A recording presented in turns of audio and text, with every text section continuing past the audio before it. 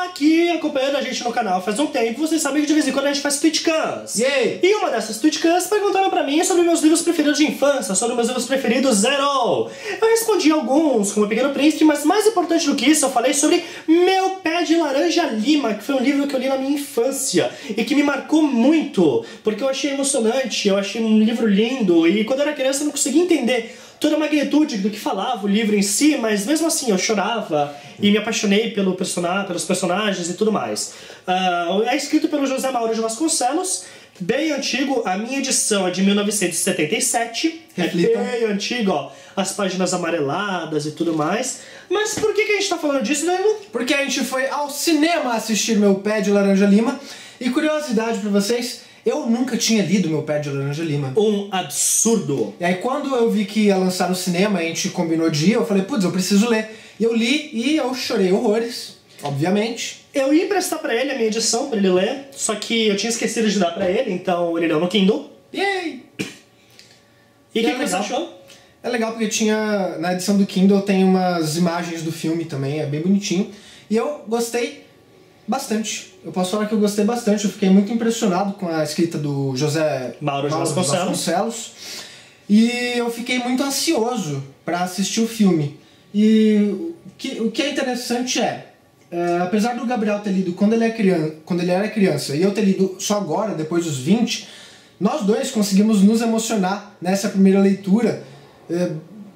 Não sei se igual, porque eu não tava lá pra ver você, mas eu também me emocionei demais, assim. É um livro muito rápido de ler, muito fácil. Eu li ele em menos de 2 dias, assim, é uma coisa impressionante. Não só isso, ele é um livro rápido, mas ele também é um livro bem cru, eu diria. Porque ele capta muito bem a dicotomia, né, entre a imaginação do personagem principal, Zezé, e a realidade na qual ele vive.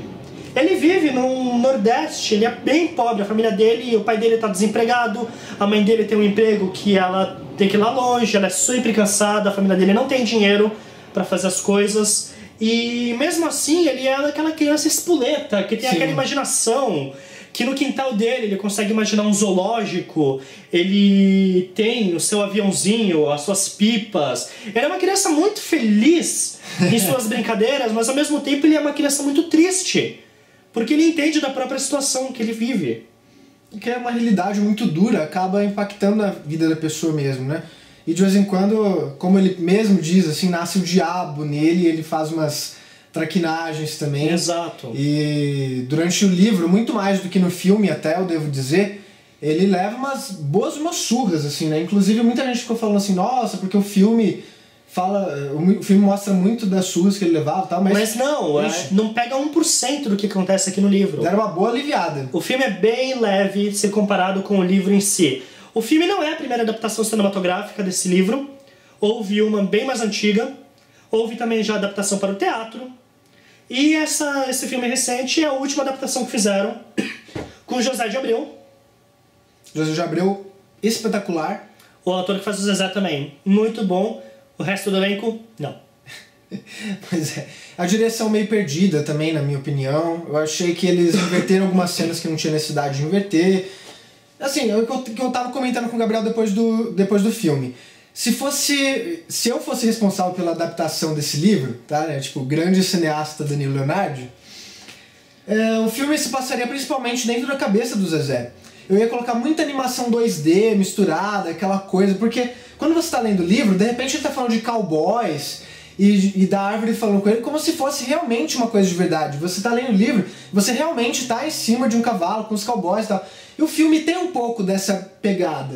Ele tenta, né? Tem alguns momentos que ele coloca a gente na cabeça do Zezé. Mas são raros, são muito raros os momentos em comparação aos momentos em que a gente tá vendo coisa que o próprio Zezé às vezes não tá percebendo tanto naquela cabeça de criança. Meu Pé de Laranja Lima tem esse nome porque no meio do livro ele se muda para uma nova casa com a família dele e a família tem um quintal com algumas árvores e cada irmão pega uma árvore. Ele tem 3 irmãos, né? Sim. A Glória, o Luiz e a Jandira. 4 irmãos. E tem o Totoco. O Totoco também. E cada um pega uma árvore e ele fica com um pezinho de laranja lima, que é a árvore pequenininha. No começo ele não gosta, só que eventualmente ele começa a conversar com essa árvore. A árvore vira um confidente dele. Exato. Sou eu, Minguinho, seu pé de laranja lima. Por onde você fala? por todos os cantos. Encoste sua cabeça aqui que você vai ouvir meu coração.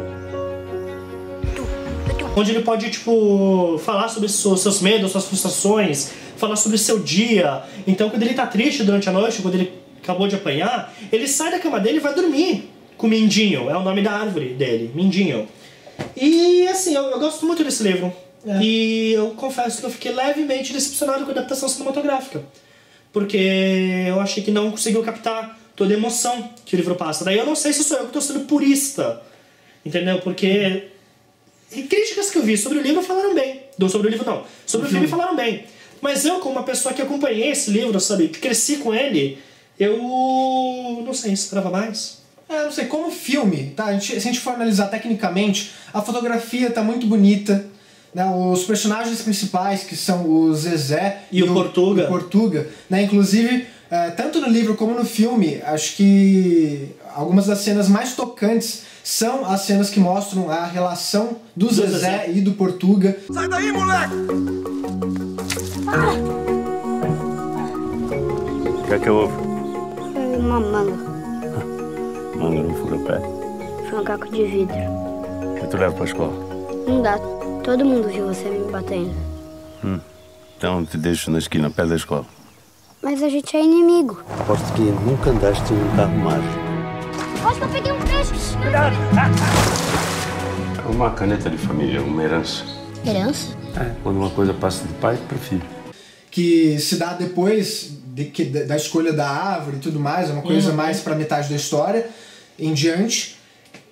E...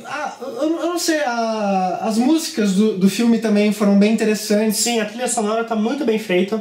Né? A música que eles escolheram pra uma cena que eu não vou poder spoiler pra vocês, mas que tinha uma conotação meio sexual, que ele aprende nas ruas, também foi muito engraçada. Se vocês assistiram o filme, vocês vão dar risada, e ela não aparece no livro são outras músicas.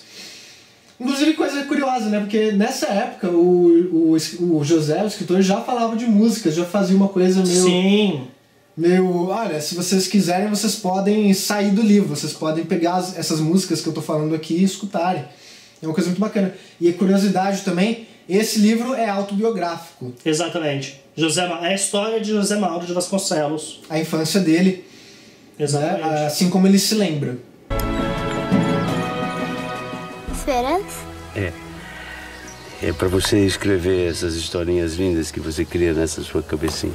Então é muito tocante. Foi escrito em 11 dias. 11 dias? Foi escrito em 12 dias. Ele falou que, apesar de ter escrito super rápido, a história já estava na cabeça dele há anos. Por isso que foi tão fluente a escrita.